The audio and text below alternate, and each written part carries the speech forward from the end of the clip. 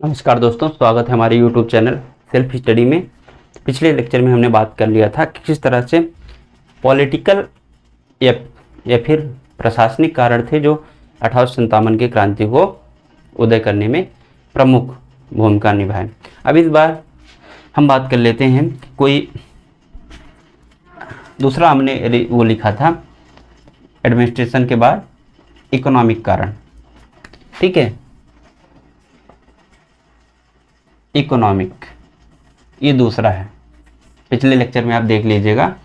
तो revolt of 1857, इसके पहले आप काजेस जोड़ दीजिए। तो ये हमारा हेडिंग है। इसमें दूसरा पोर्शन है इकोनॉमिक्स काजेस, इकोनॉमिक कारण, आर्थिक। अब किसी भी देश को बर्बाद करना हो, किसी भी प्रांत को बर्बाद करना हो, किसी भी आदमी को बर्बाद करना है, किसी भी औरत नहीं कहेंगे पर किसी को भी बर्बाद करना है तो उसके चोट करिए भाई किस में? खजाने पे। खजाना मतलब पैसा रुपया। ठीक है, चाहे जहाँ भी हो, अगर आप उसके आर्थिक रूप से कमज़ोर कर देंगे तो फिर धीरे धीरे धराशायी हो जाएगा। ये समझ के एकदम ये रूल ही है।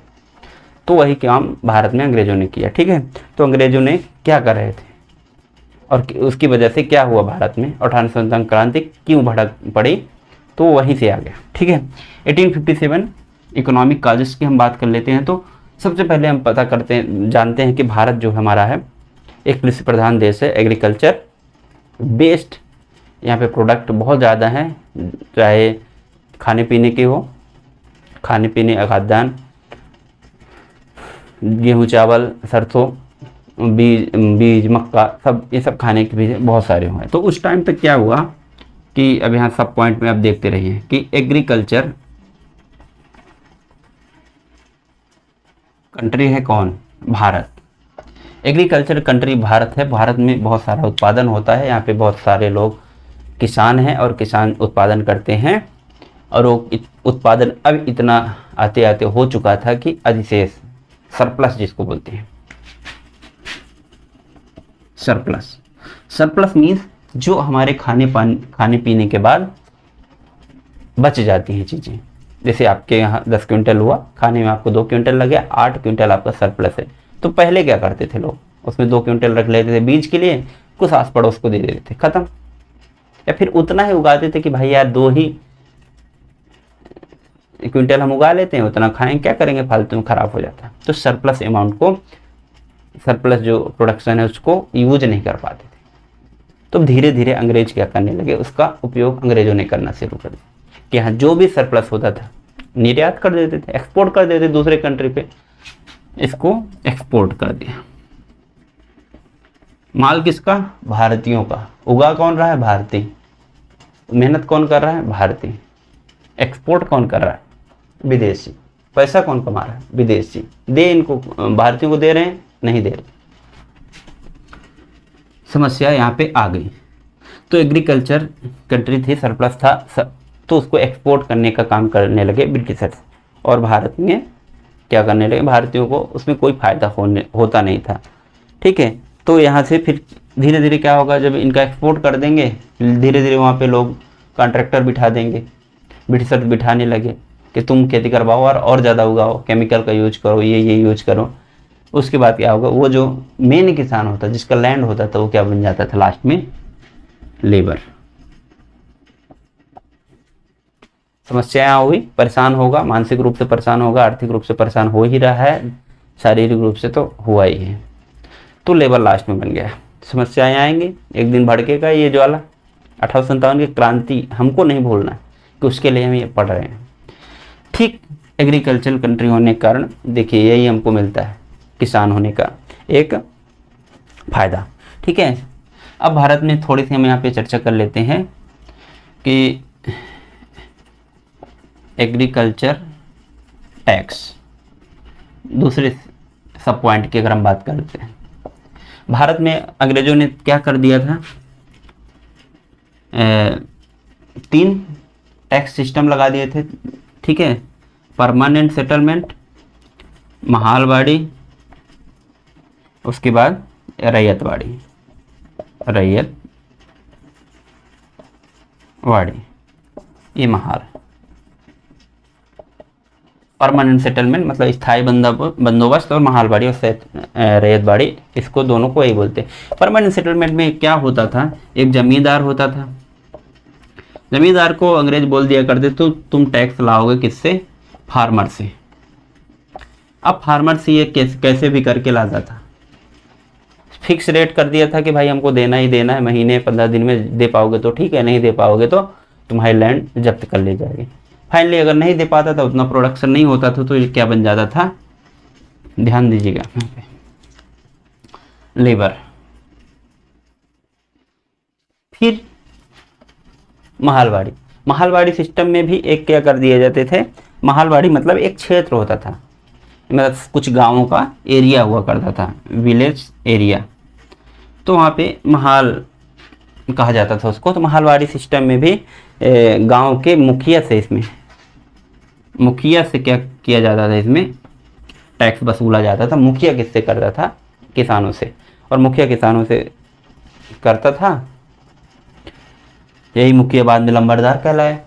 तो यहाँ भी क्या होगा, सेम वही कंडीशन होगी, टैक्स के अगर नहीं दे पाएंगे, लास्ट में इनकी ज़मीन जब्त हो जाएगी, बेचारे बन जाएंगे लेबर, मजदूर बन गए।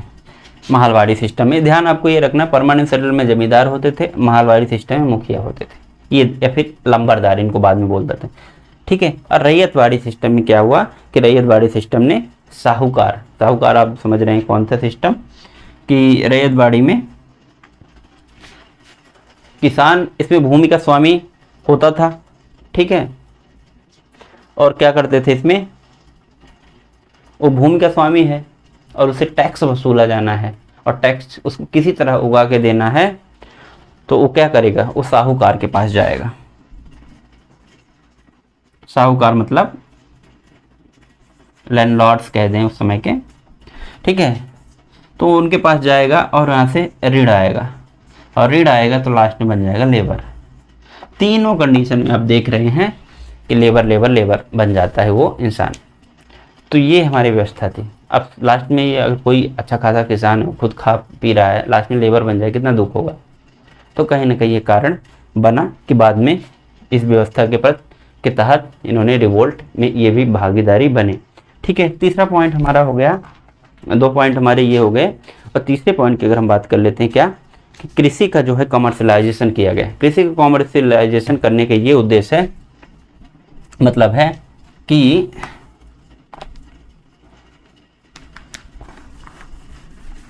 भारत में इतना इंस्ट्रूमेंट, इतनी मशीनें थे नहीं, ए बी। तीसरा पॉइंट है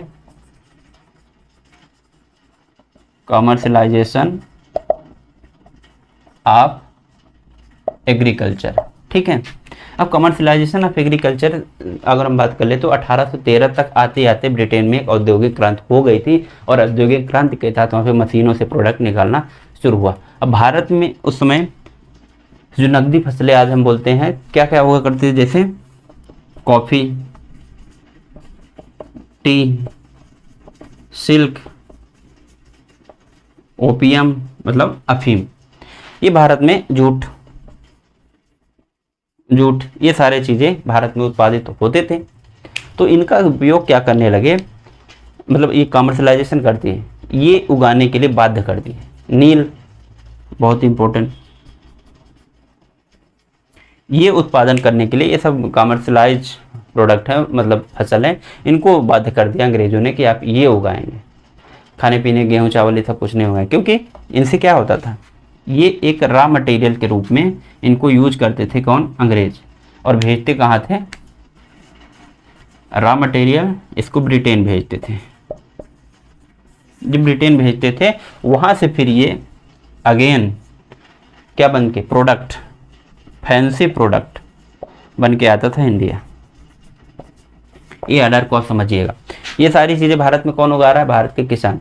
खरीद ले कौन रहा है, अंग्रेज। अंग्रेज कहाँ भेज रहे हैं, ब्रिटेन। ब्रिटेन में क्या है, मशीनें लग चुकी हैं, और मशीनों में ये सारी चीज़ें फैंसी बन गए हैं, और उनको सस्ते दामों पे फिर इंडिया में डंप कर दिया गया।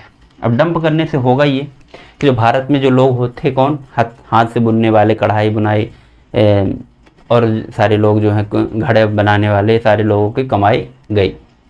क्यों? क्योंकि भाई ये सस्ता चीज़ें मिलने लगा और यहाँ पे थोड़ी सी मेहनत करते तो महंगी मिलती थी। तो यहाँ से समस्या कमर्शलाइजेशन हो गया। तो यहाँ से भी एक क्रांति इन क्लास ने, छोटे वर्गों ने शुरू किया। छोटे मीन्स कि उस समय on the basis of income, बाकी छोटे कुछ नहीं, हर एक इंसान का एक कंट्रीब्यूशन होता है समाज में, ठीक है। तो कॉफ़ी, तो इस देखिए ओपियम को बहुत ज़्यादा, अफीम को बहुत ज़्यादा उपयोग किया गया वो चीन से व्यापार करने में। चीन से क्या करते थे, चीन से क्या अंग्रेज लोग करते थे कि अफीम भारत से चीन भेजा जाता था और चीन से क्या चाय उसके बदले लिया जाता था फ्री में। तो इस समय ये सारा हुआ और इन सब चीज़ों को उगाने में भारत की जो भूमि है वो बर्बाद हो गई। ये एकदम कॉन्सेप्ट क्लियर। तो कॉमर्शलाइजेशन हुआ। उसके बाद फिर अगर हम बात कर लेते हैं चौथा पॉइंट, अगर आर्थिक कारण की इसमें बात कर लेते हैं तो बहुत ही एक कॉमन है, सिंपल सी बात है कि अब इसमें भी क्या होते थे, किसान लास्ट में बन जाता है लेबर, यहाँ भी लेबर, यहाँ भी लेबर, यहाँ भी लेबर। मतलब आर्थिक कारण में हमें लास्ट में किसान एकदम जो निचोड़ लिया जाता था, ये कहने का मतलब था। चौथा एक इसका पॉइंट है इंडस्ट्री। अब इस इंडस्ट्री में क्या हुआ, भारत में इंडस्ट्री खत्म, किसकी खत्म, छोटे मोटे जो हमारे इसमें उद्योग थे वो खत्म हो गए। कपास, जूट, ठीक है, कच्चे माल का यहाँ आयात यहाँ से ज़्यादा था और निर्यात वहाँ होता था, विदेशों में होता था और वो फिर प्रोडक्ट के रूप में आता था। तो यहाँ इंडस्ट्री कुछ बचा ही नहीं, तो इंडस्ट्री में लिया ही नहीं। और इंडस्ट्री अगर भारत यहाँ पे लगाई गई, इंडस्ट्री मान लो लगाया गया भारत में, तो क्या करते थे लोग, अपनी मशीन लाएंगे, रेशम भारत का, ठीक है, कपड़ा कच्चा माल भारत का, बेचेंगे कहाँ, भारत में। अब भारत के जो ट्रेडिशनल बनाने वाले थे, बुनकर थे, कारीगर थे, सिलाई करने वाले दर्जी थे, वो उनका रोजगार गया। तो मशीनें लगा दिया भारत में, जिससे क्या हुआ, भारत में आर्थिक स्थिति बहुत ज़्यादा कमज़ोर हुई। कमा के पैसा कहाँ भेज रहे हैं, ब्रिटेन। ये आप मत सोचिए, किसी को मैं सुनने में ये आया है कि लोग, थोड़ा आगे बात करेंगे, ठीक है। अभी यहाँ की मशीन लगाए भारत में, उद्योग लगाए वो, लेकिन क्या करते थे कि यहीं, अब सोचिए एक बहुत बड़ा फैक्टर यहाँ पे था कि दो तरह की वस्तुएं थी, एक ब्रिटेन की वस्तु थी, एक इंडिया की। तो ब्रिटेन की वस्तुओं में केवल 2.5% टैक्स लगाया जाता था। सोचिए कोई वस्तु है अगर विदेश से निर्मित है, मतलब ब्रिटेन से निर्मित है, 100 रुपये के उसमें 2.5 रुपये टैक्स लगाएंगे केवल और केवल, तो चीज़ सस्ती होगी भाई। और भारत में देखिए कि उस समय हुआ करता था मलमल हुआ करता था, हाँ, मलमल की कुर्ती, गुलाबी हो गई वही वाली, ठीक है। मलमल एक बहुत अच्छा मतलब कपड़ा आता है जिससे बहुत सारे कपड़े बनाए जाते हैं, ठीक है। और होता था सूती मतलब सिल्क, हाँ, सिल्क भी वही वाले, कौन सा सिल्क, विद्यावालन वाले, ठीक। सिल्क की साड़ियाँ बनती हैं कुल मिला के, ये कहने का मतलब है, वहाँ मत जाइएगा, ठीक है। फिर तीसरा एक आ गया रेशमी वस्तु, रेशमी, सिल्क हो गया, रेशम, इसमें भी आपको गाना एक याद आ गया होगा, ये रेशमी जुल्फे, ये शरबती आँखें। तो रेशम, तो मलमल की कुर्ती, सिल्क और रेशमी जुल्फे, इन चीज़ों में, मतलब जुल्फे नहीं थी कि रेशम में, मलमल में और सिल्क में क्या कर दिया गया, रेशम में, इनमें रेशमी वस्तु पे टैक्स लगा दिए। सोचिए रेशम में 90% तक का, सिल्क की जो वस्तुएं होती थी तो उसमें क्या कर दिया 71% और मलमल में आपका 27% ये टैक्स। अब सोचिए यहाँ कि ये भारत के प्रोडक्ट है, अब भारत के प्रोडक्ट में इतना सारा लगा दिया गया टैक्स कि वस्तुएं ऑलरेडी महंगी हो जाएंगी। समझिए 100 रुपये की चीज़ है, ठीक है, अगर मान ली मलमल की एक कुर्ती है या फिर कुर्ता है तो 27 रुपये टैक्स लगा देंगे, तो 27 रुपये उसको टैक्स लगा दिए, तो इसमें बचा कितना, 73। 27 रुपये तो वो दे दिया किसको, अंग्रेज को। अब 73 रुपये कि ये बची, इसकी इसकी इसमें लागत प्राइस है आपकी 50 रुपये, इसको मिल कितना रहा है 73, मतलब केवल 23 रुपये। तो ये क्या करेगा, कोशिश ये करेगा कि हम इसको 100 रुपये में बेचें, सॉरी 100 में नहीं बेचेंगे, 80 रुपये में बेचेंगे, एटलीस्ट हमको 7 रुपये का फ़ायदा होगा ही। ठीक है, तो ये 80 रुपये की मिल रहे हैं। यहाँ पे कोई ब्रिटेन की एक वस्तु है, वो 100 रुपये की है, उसकी भी कीमत, उसकी लागत जो है 50 रुपये है मान लीजिए उस प्रोडक्ट का, और अब इसमें ये 2.5% का टैक्स, 2.5% मतलब 3 के लगभग मान लीजिए, तो इसमें कितना 3 रुपये देना पड़ रहा है। वो कितने की वस्तु हुई 97। अब 97 उसके पास बचा, यहाँ 73 बचा था। ठीक है, तो 50 से 97 कितना उसको फायदा हो रहा है 47 रुपये का।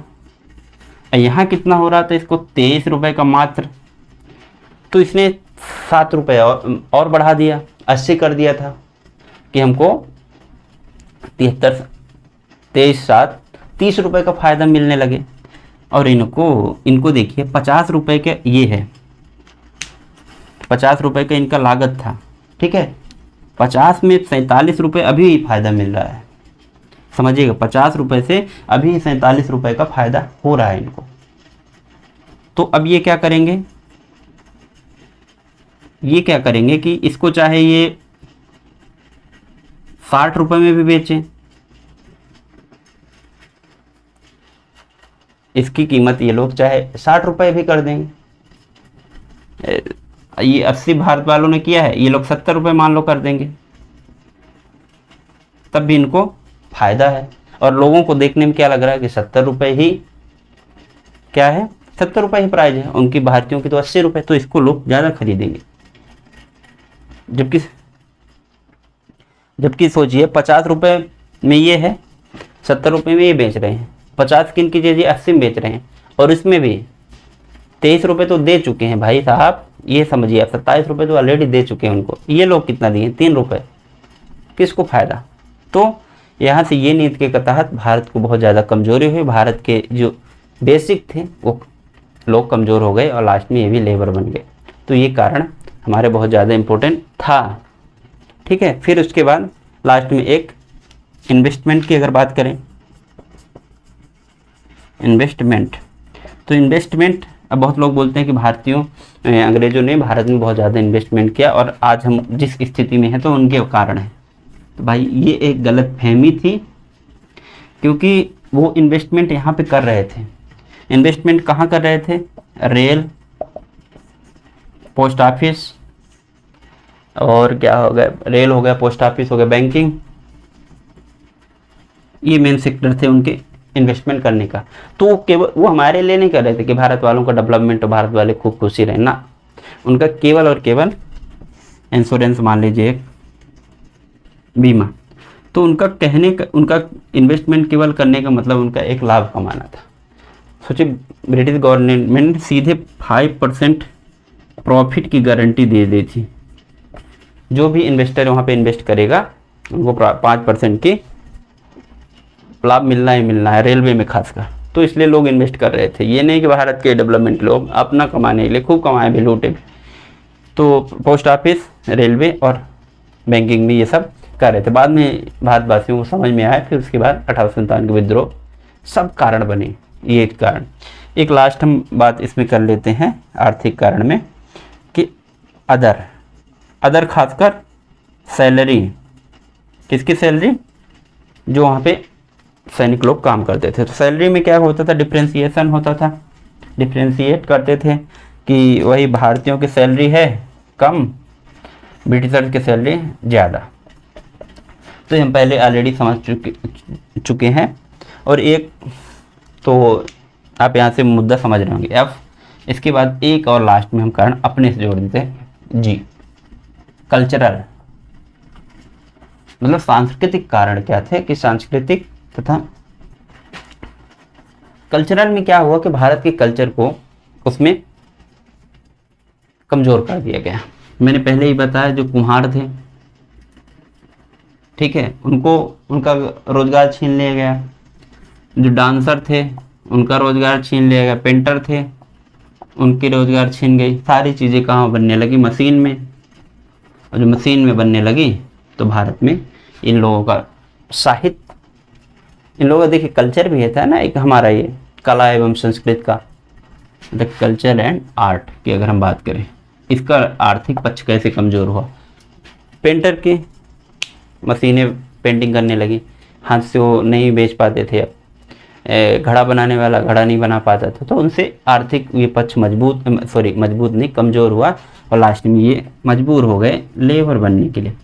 सब लेबर मशीनों में काम करेंगे ये करने के लिए, तो ये एक कारण हुआ। लास्ट में यही सब असंतोष अंदर एक फूटा और 1857 को क्रांति हुई, जो एक सैनिक क्रांति के रूप में उभरी। तो आई होप कि इनमें भी मैंने 5 से 6 पॉइंट बात कर लें, इकोनॉमिक काजेस या फिर आर्थिक कारण ये क्या क्या हुए। मुझे ये आशा है कि ये सारा आपका बेस बनाने में बहुत ज़्यादा काम आएगा, और इतने कारण पर्याप्त हैं। ये कारण से ही आप एग्जामिनेशन में बहुत ही अच्छा कर सकते हैं। ठीक है, तो आई होप ये वीडियो आप देखते रहिए, और आगे और जो कारण हैं उनको मैं लेके आऊँगा। अभी फ़िलहाल हम लोग यहीं क्लास में ख़त्म करते हैं। ठीक है, तो धन्यवाद।